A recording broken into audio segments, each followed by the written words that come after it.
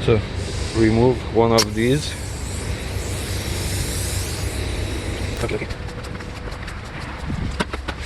Here's the valve. Remove the valve. I mean this cover.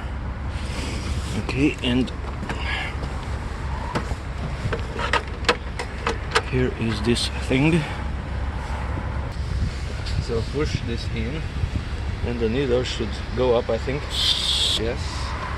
Now the pressure is 2.5.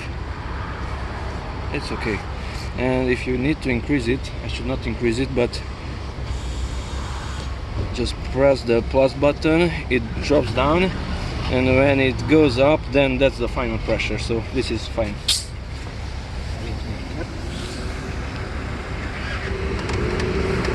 Now it's checking the pressure to end. Oh, that's good. So the exterior 2.6 bar or atmosphere or something like that. Okay, so that's fine.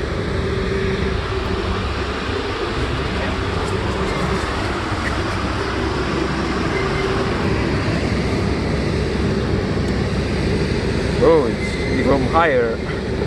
2.7 bar, I think.